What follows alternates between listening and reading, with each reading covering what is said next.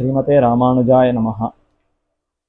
மறைப்பார்க்கடலை திருநாவின் மந்திரத்தால் துறைப்பார்ப்படுத்தித் தமிழ் ஆயிரத்தின் சுவையமுதம் கரைப்பாம்பனைப் பள்ளியான் அன்பரீட்டம் கழித்தருந்த நிறைப்பான் கழலன்னி சென்னவிடாய்க்கு நிழலல்லையே.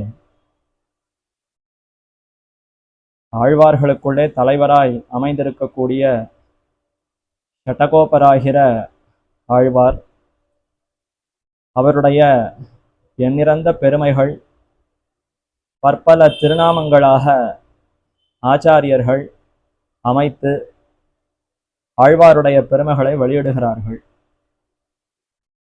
நாமும் நம்மாழ்வாருடைய அவதார திருநக்ஷத்திர மகோத்சவத்திலே ஒவ்வொரு தினமும் ஒவ்வொரு நாமம், ஆழ்வாருடைய ஒவ்வொரு திருநாமத்தை அனுபவித்துக் கொண்டு வருகிறோம்.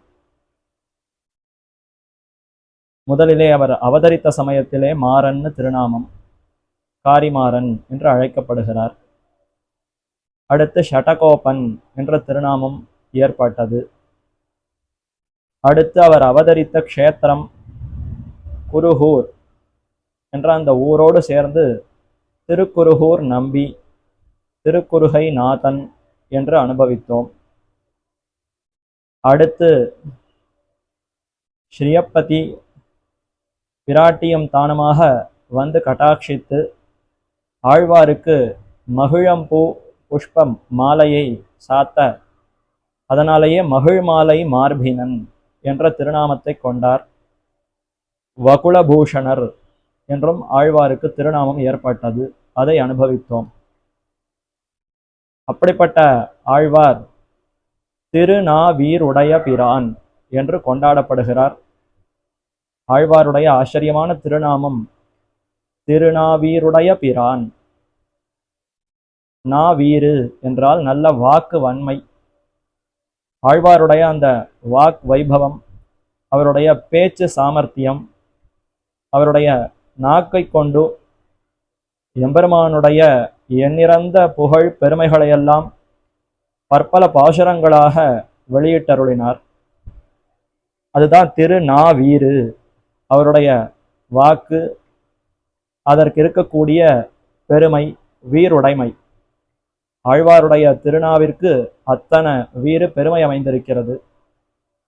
அவருடைய திருநாவை கொண்டு எம்பெருமானுடைய புகழை பாடி திவ்ய பிரபந்தங்களாக வழங்கி இருப்பதினாலே பிரான், உபகாரகர் என்று கொண்டாடப்படுகிறார். உலகத்துக்கு பேர் உபகாரத்தை செய்திருக்கிறார். வடமொழி வேதம் எம்பெருமானுடைய புகழை பாட முடியாதுன்னு சொல்லித்து, தாம் முயற்சி பண்ணி யதோவாச்சோ நிவர்த்தந்தே அப்பிராப்பிய மனசாசகா என்ற அந்த எம்பெருமானுடைய புகழை பாட வேண்டும், கல்யாண குணத்தை அனுபவித்து பேச வேண்டும்னு முயற்சி எடுத்தது. ஆனால் திரும்பி விட்டன வேத வாக்குகள்.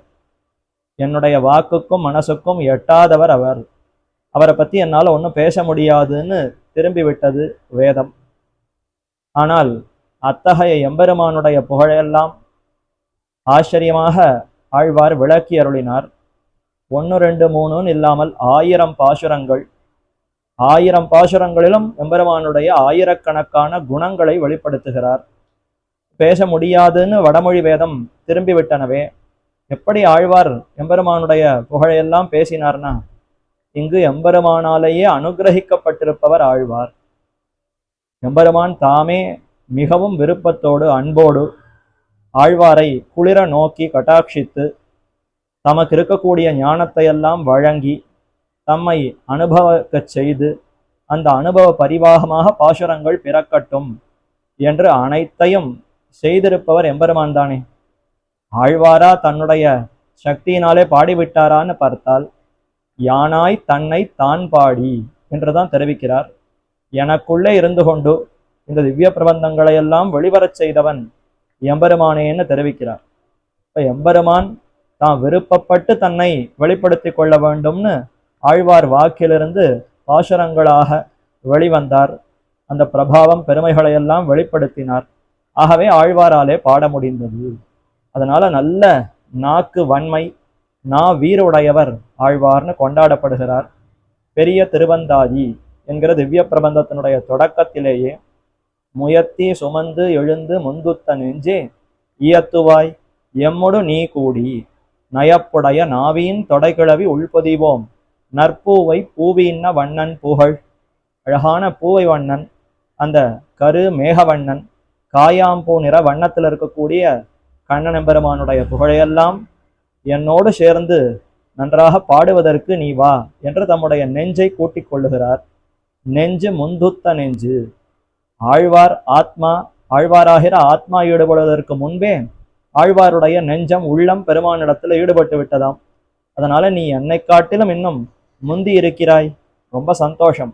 இந்த நெஞ்சு சககாரம்ங்கிறது எத்தனையோ பெரியவர்களுக்கு கூட வரமாட்டேங்கிறது. நெஞ்சு இசைந்தால்தான் பெருமானிடத்துல ஈடுபட முடியும். அந்த நெஞ்சு சேருவதுங்கிறது பலருக்கும் கடினமா இருக்கு. ஆனால் ஆழ்வாருக்கு என்ன பாக்கியம், ஆழ்வாராகிற ஆத்மா ஈடுபடுவதற்கு முன்பே நெஞ்சு, அவருடைய நெஞ்சுங்கிற அந்த இந்திரியம் பெருமானிடத்துல ஈடுபட்டு விட்டது. இப்ப முந்துத்த நெஞ்சே மிகுந்த சந்தோஷம், நீ போய் எம்பெருமான அனுபவிப்பதில் ஒன்றும் தடை இல்லை. ஆனால் என்னையும் கூட்டிக்கொள், என்னோடு சேர்ந்து அந்த எம்பெருமானுடைய புகழையெல்லாம் பாடுவோம். நயப்புடைய நாவீன் தொடை கிழவி, நல்ல நாவை கொண்டு இனிமையான பாசுரங்களாக பாடி அன்போடு அந்த பக்தியோடு அந்த பாசுரங்களை எல்லாம் பாடுவோம். நயப்புடையன்னா அன்பு பொதிந்து மிகுந்த பிரேமத்தோடு நல்ல நாக்கு கொண்டு அந்த எம்பெருமானுடைய புகழையெல்லாம் அழகான சொற்கள்.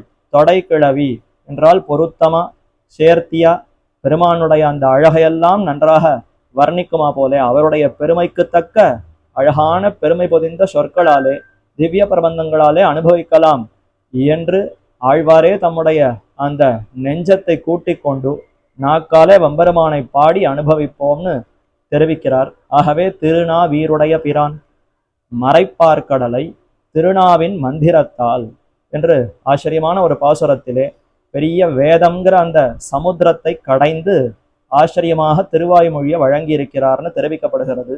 திருநாவின் மந்திரத்தால் எம்பெருமானும் கடலை கடைந்தார், திருப்பார்கடலை கடைந்தார், மந்தரமலையை நாட்டி வாசுகியை கயிறாக கொண்டு பார்க்கடலை கடைந்து அமுதத்தை எடுத்தார், தேவர்களுக்கு ஈந்தார்.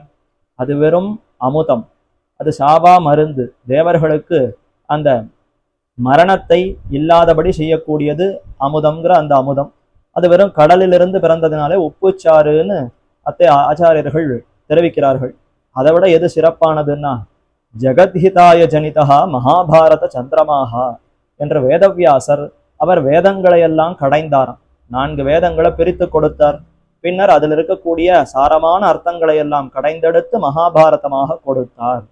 சரி, அந்த மகாபாரதம் கூட பெருத்த வடமொழியிலேன்னு இருக்கிறது. ஏகப்பட்ட ஸ்லோகங்கள், லட்சக்கணக்கான ஸ்லோகங்கள்.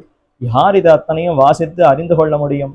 ஆகவே அதை இன்னும் எளிமைப்படுத்த வேண்டும்னு ஆழ்வார் மறைப்பார் கடலை திருநாவின் மந்தரத்தால் தம்முடைய நாக்கு என்கிற அதையே மந்தர மலையாக வைத்து மறைப்பார்க்கடல் சிறந்த வேதங்களாகிற பார்க்கடலை கடைந்தார்.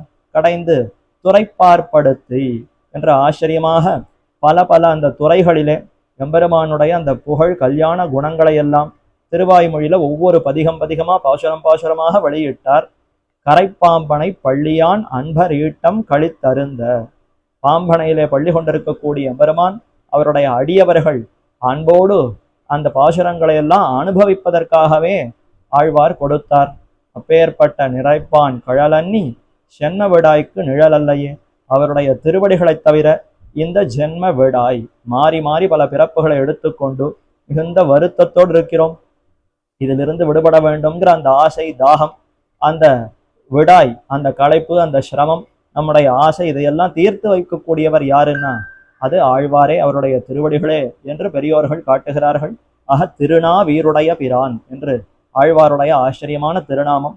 அப்பேற்பட்ட பெருமை கொண்டிருக்கக்கூடிய ஆழ்வாருடைய திருவடிகளுக்கு நாமும் பல்லாண்டு பாடுவோம். ஆழ்வார் திருவடிகளே சரணம், எம்பெருமானார் திருவடிகளே சரணம், ஜீயர் திருவடிகளே சரணம்.